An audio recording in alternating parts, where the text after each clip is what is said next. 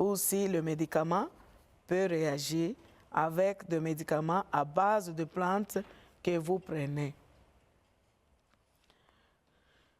Vous pouvez acheter des comprimés, de crèmes, de médicaments liquides de la pharmacie sans ordonnance, comme le paracétamol pour la douleur et la fièvre et d'autres médicaments pour le rhume.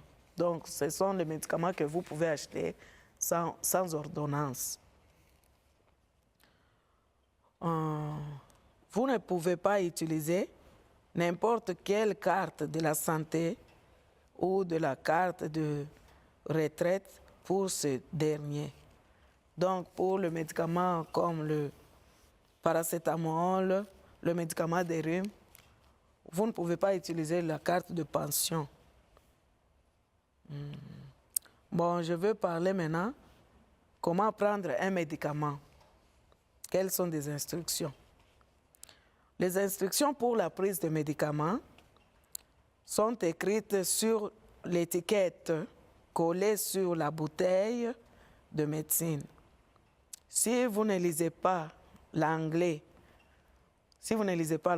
demandez à votre pharmacien d'utiliser un interprète par téléphone pour expliquer comment prendre des médicaments. C'est très important. Il est bon de dire à quelqu'un d'autre les instructions immédiatement. S'il y a quelqu'un d'autre qui sait comment, vous devez prendre votre médicament. Il peut vous expliquer dans votre langue, mais c'est bon d'utiliser l'interprète, s'il vous plaît. Lorsque la prise de médicaments, il ne faut pas prendre de médicaments qui ont été prescrits par un médecin pour quelqu'un d'autre. Il ne faut jamais prendre ce médicament-là parce que ce n'était pas prescrit pour vous. Il pourrait vous rendre très, très malade. Vous pouvez mourir. Il n'est pas bon d'utiliser des médicaments qui sont vieux, qui sont déjà expirés, qui sont passés la date de prescription. Non, qui sont déjà passés la date d'expiration. Vous pouvez demander au pharmacien pour la date d'expiration si vous achetez le médicament, si vous achetez la médecine, le médicament. Il ne faut pas donner de médicaments que le médecin prescrit pour vous à quelqu'un d'autre. Donc, si le médecin prescrit le médicament pour vous, c'est seulement pour vous. Il ne faut pas donner à une autre personne. Y compris le parent ou d'autres personnes, les amis.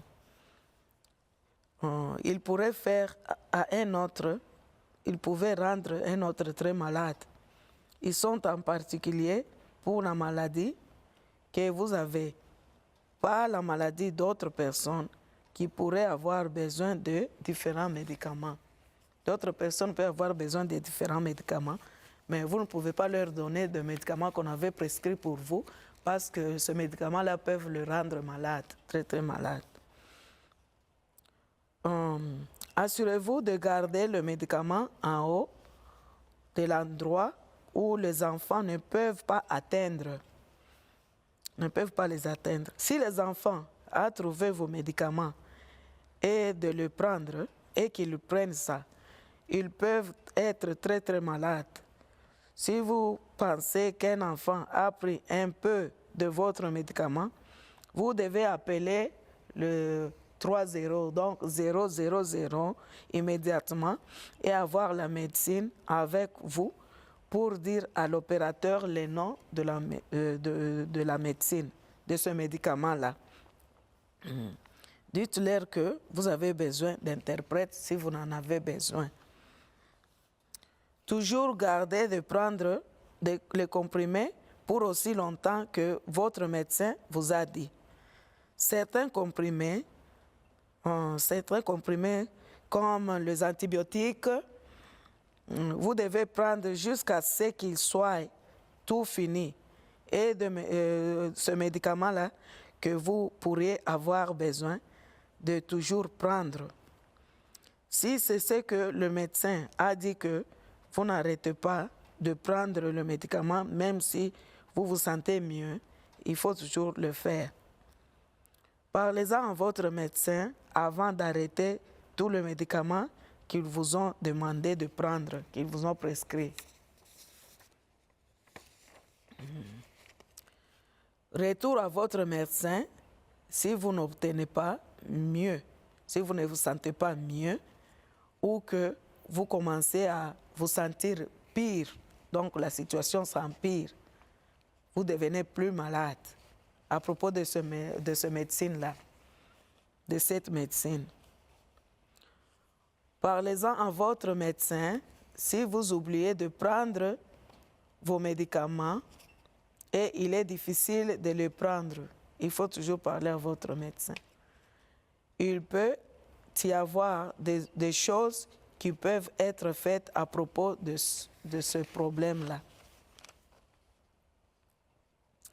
Lorsque vous achetez la médecine, le médicament, assurez-vous de demander au pharmacien la façon de garder le médicament, là où vous devez garder vos médicaments. Certains médicaments doivent être dans les réfrigérateurs ou d'autres besoins de la médecine pour être conservés dans l'armoire. D'autres médecines peuvent être conservées dans l'armoire, d'autres dans le réfrigérateur. Informez toujours votre médecin ce que les autres médicaments que vous prenez, y compris le médicament et le médicament à base de plantes traditionnelles, et vous pourriez avoir juste acheté à la pharmacie pour s'assurer que le médicament ne régisse pas à l'autre et vous rend malade. Parfois, le médecin ou spécialiste en Australie prescrivent des médicaments différemment que dans votre pays d'origine. Dans votre pays d'origine, on peut vous prescrire d'autres médicaments, mais ici, on peut vous prescrire différents médicaments. Parfois, vous pouvez consulter le médecin lorsque vous êtes malade et le médecin ne vous donne pas une ordonnance pour la médecine. Parfois, le médecin peut utiliser des injections différentes de votre pays d'origine.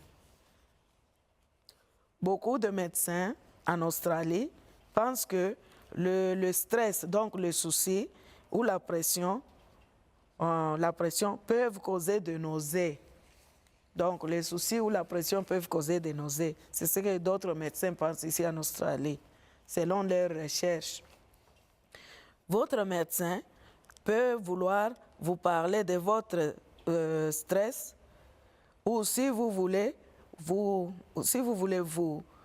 apprendre quelques exercices de relaxation plutôt que de vous donner des médicaments. Vous pouvez apprendre quelques exercices de relaxation, mais si vous voyez le docteur ne vous donne pas le médicament, il peut vous donner quelques exercices de relaxation. Vous allez bien vous sentir mieux. Vous allez vous sentir mieux. Lorsque le médecin en Australie pense que vous pouvez cesser d'être malade et rester en bonne santé en ayant une alimentation saine avec plus de fruits et de légumes et moins de sucre, de sel ou de faire un peu d'exercice ou d'autres activités, cela peut vous sembler étrange, mais le médecin a étudié ces choses et ils savent que ces choses peuvent vous aider à vous sentir mieux. Pas seulement le médicament. Je vais parler maintenant à propos du cancer. Parfois, vous ne pouvez pas voir le cancer et vous ne pouvez pas vous sentir malade.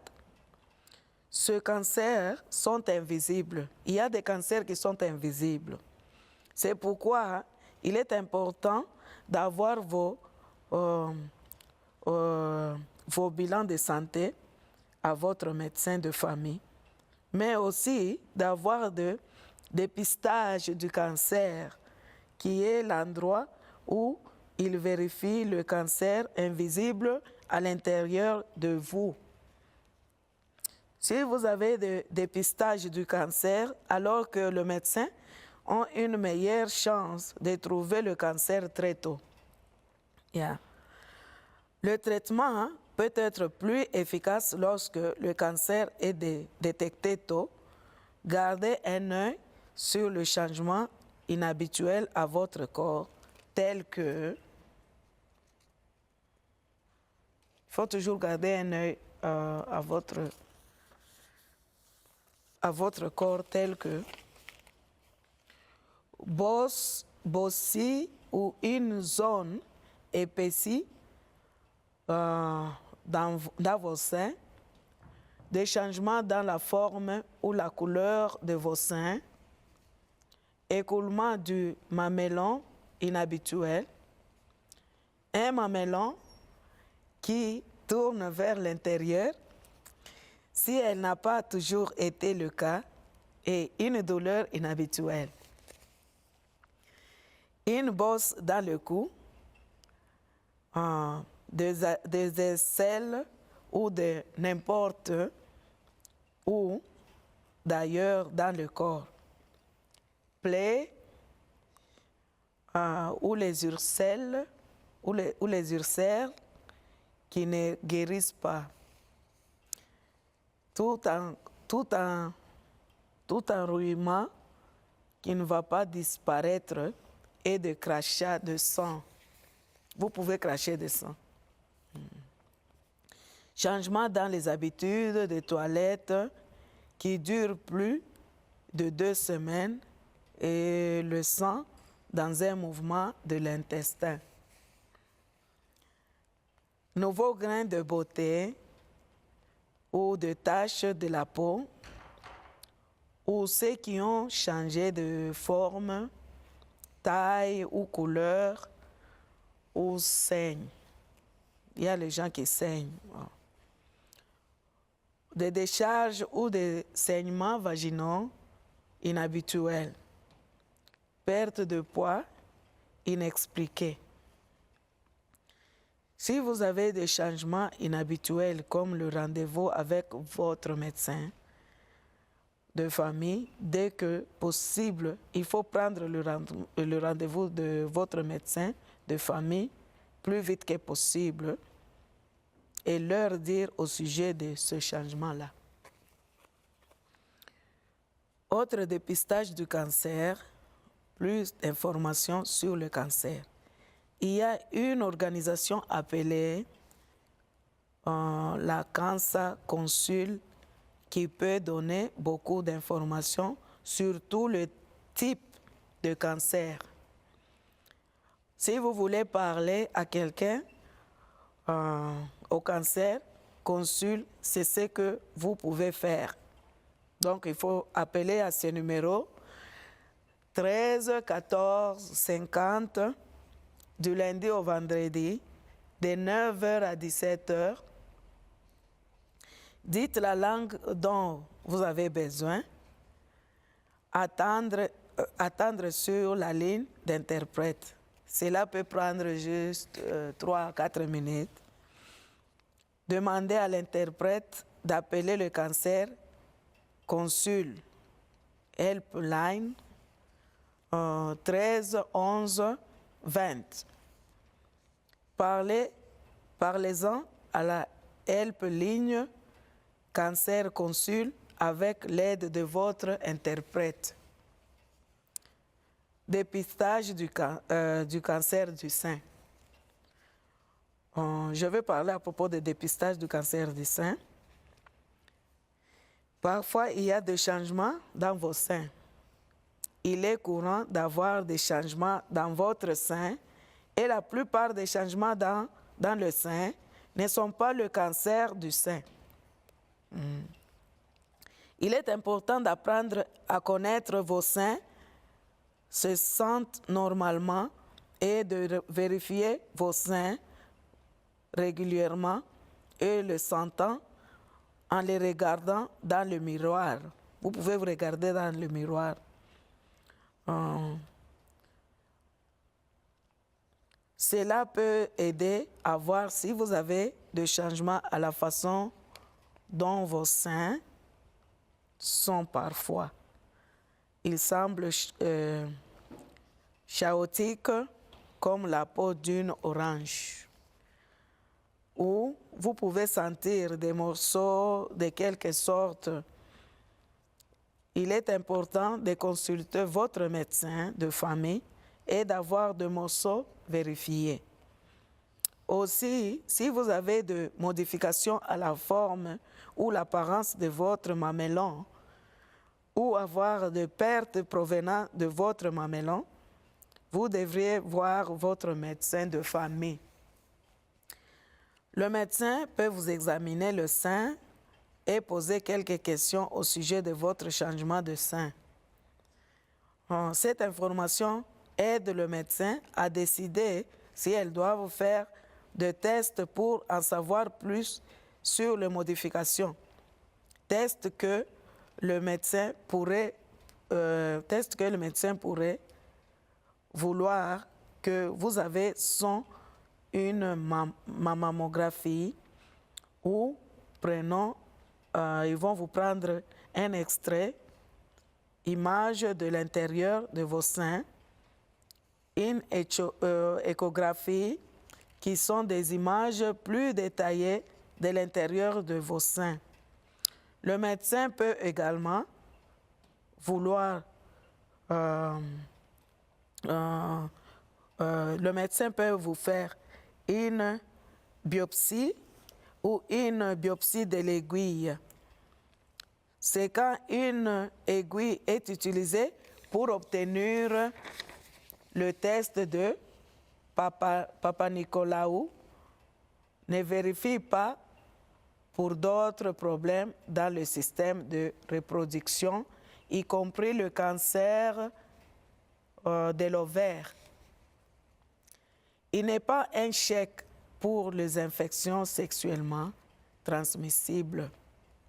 Donc, je vais vous parler aussi des infections sexuellement transmissibles, sur les infections sexuellement transmissibles. Les femmes qui sont inquiètes qu'ils peuvent avoir une infection transmissible sexuellement devraient parler à leur médecin généraliste sur le test et les traitements disponibles. Quels sont les traitements qui sont disponibles pour ça? Donc, la santé de femmes, santé sexuelle. Certaines maladies peuvent être transmissibles de personne à personne lors de contacts sexuels. Beaucoup de ces maladies que vous pourriez encore savoir jusqu'à ce que vous ne pourrez pas encore savoir jusqu'à ce que vous obtenez, vous serez très malade, vous devenez très malade. Et si vous avez de la difficulté à tomber enceinte, une infection appelée chlamydia peut causer des problèmes de tomber enceinte. Mais ce n'est pas la seule cause. Avoir un bilan de santé sexuelle permet aussi de voir si vous avez certaines maladies invisibles. Le médecin peut faire le sang, peut faire les examens de sang et d'urine. Donc, ils peuvent prélever le sang et les urines d'échantillons de votre vagin. Si vous avez des ampoules ou des plaies qui sont sur votre, peu importe le mot, pour les organes génitaux, donc sur les organes génitaux, le médecin peut également prélever des échantillons de ces derniers. Il pourrait demander si vous avez des brûlures et des démangeaisons, ou si ça fait mal, ou des brûlures en urine. Quand vous urinez, si vous avez mal. Si vous remarquez que ce plaie ampoules vont et viennent, il est important de dire à votre médecin, même si elles ne sont pas là quand vous l'avez, même si elles ne sont pas là quand vous l'avez. Si vous avez eu une décharge de votre vagin qui n'est pas habituelle pour vous et il y a une odeur, s'il vous plaît, dites à votre médecin. Beaucoup d'infections dans le vagin peuvent être traitées et ne sont pas causées par le contact sexuel, mais peuvent être irritées par elles. Il y a beaucoup de choses qui peuvent être l'origine de ce problème et vous ne devrez pas avoir honte de parler au médecin à ce sujet parce qu'il y a toujours le traitement. Il y a d'autres femmes qui ont ce problème ici, elles pensent qu'elles ne peuvent pas être guéries, mais il y a toujours de la chance ici en Australie. Si vous avez le problème là, il ne faut pas avoir honte, il faut aller voir votre médecin, il y a le traitement pour ça. Prévenez donc à votre médecin si vous avez utilisé des herbes pour essayer d'aider avec des décharges. Vous aurez juste besoin de quelques comprimés ou de la crème pour faire cela beaucoup mieux. Donc, il y a d'autres femmes qui souffrent, le mari les abandonne à propos de ce problème, ils pensent qu'il n'y aura pas la solution, ils vont chercher d'autres femmes. Il y a toujours la solution ici en Australie, parce que les médecins font des recherches pour ça. C'est pour cela, si tu as un problème, il ne faut pas avoir honte, il faut aller voir le docteur pour expliquer que vous avez des décharges là et puis vous sentez des odeurs. Donc, le médecin va vous donner des traitements. Il y a des crèmes ou des comprimés pour ça, pour faire disparaître ce problème-là. Donc, je veux parler de HIV. Donc, je veux parler à propos de HIV.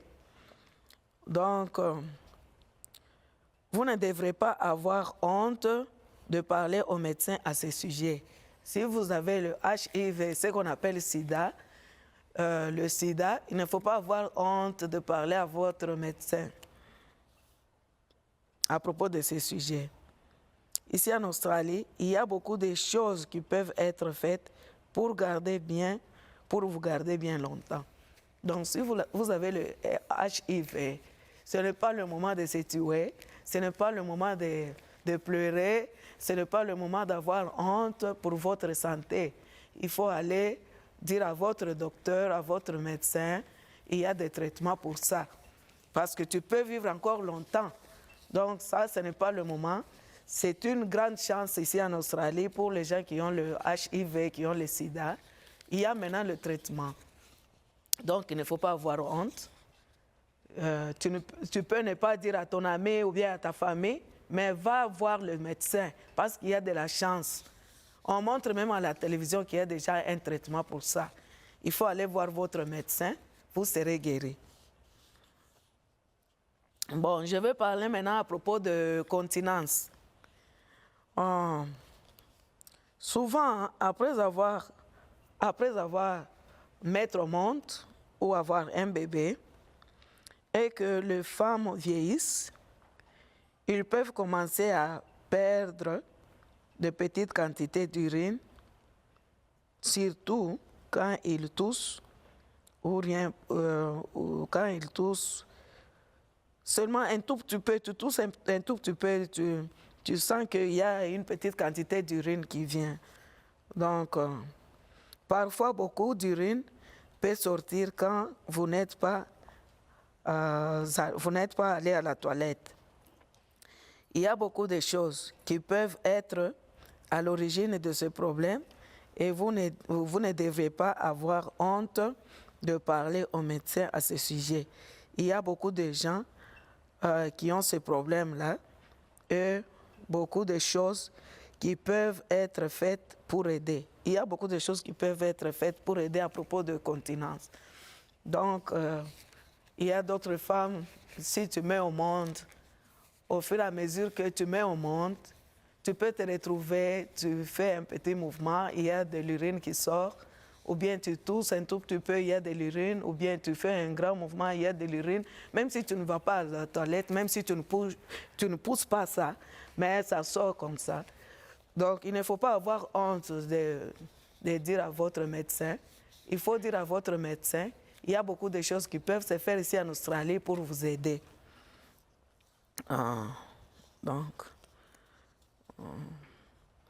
Qu'est-ce qui peut arriver encore à propos de continence? Donc, il y a beaucoup de gens, à propos de ce problème, ils peuvent être faits, beaucoup de médecins peuvent vous donner des exercices. Donc, qu'est-ce qui peut se faire? Beaucoup de médecins peuvent vous donner des exercices à propos de continence. Ils peuvent vous donner des exercices à faire pour vous renforcer le muscle autour de la vessie, d'organiser pour vous, d'obtenir de pantins spéciaux pour aider à absorber l'urine, et il pourrait vous demander de voir quelqu'un qui spécialise dans ce problème pour d'autres tests. Donc, ils peuvent vous faire d'autres tests. Il y a beaucoup de choses qui peuvent être faites pour résoudre ce problème, là de continence. Vous ne pouvez pas garder le secret ou être gêné. Il ne faut pas garder le secret ou être gêné, mes bien-aimés. Vous pouvez parler à votre médecin si vous avez utilisé des herbes pour aider. Parce qu'il y a d'autres femmes qui utilisent des herbes pensant qu'ils peuvent trouver de l'aide. Mais vous vous détruisez vous-même. Parce que ces herbes peuvent avoir des infections que vous ne voyez pas. Donc, vous vous introduisez là-dedans pour être guéri, mais vous créez encore d'autres maladies. C'est pour cela qu'il ne faut pas avoir honte, ou bien il ne faut pas utiliser quelque chose que vous ne connaissez pas. Il y a beaucoup d'opportunités ici en Australie. Il y a beaucoup de traitements qui peuvent se faire à ce sujet-là. Donc, il faut toujours aller parler à votre docteur. Et vous aussi, Marie, qui me suivez, si votre femme a ce problème pareil, il ne faut pas l'abandonner. Il faut l'encourager à aller voir le médecin pour avoir des traitements et votre femme sera guérie. Au lieu de l'abandonner et aller chercher une autre femme, parce que c'est une femme qui a mis des enfants au monde pour vous, elle a beaucoup travaillé pour vous, donc il ne faut pas l'abandonner sachant qu'il n'y aura pas la solution. Il y a toujours la solution ici en Australie. Il faut l'encourager à aller voir le médecin pour être guéri. Bon, je suis presque à la fin. Je parle aussi pour des vaccinations. Il faut toujours être vacciné pour être protégé correctement de la maladie, des différentes maladies. Ici en Australie, il y a toujours des vaccins. Si on parle de vaccins, il faut toujours en profiter de prendre le vaccin. Bon, je vais terminer par l'hygiène. Je vais parler à propos de l'hygiène. Les gens viennent en contact avec le germe, donc des microbes, de tous les jours, et certains germes peuvent vous rendre malade. Donc, certains microbes peuvent vous rendre malade. L'hygiène est très, très importante parce qu'il y a beaucoup de germes et de microbes qui peuvent causer beaucoup de maladies. Donc, les gens partagent le germe, le microbe, en touchant des choses que quelqu'un qui est malade a touchées. Si quelqu'un est malade, peut toucher la chose, et puis toi aussi tu touches, tu peux être malade.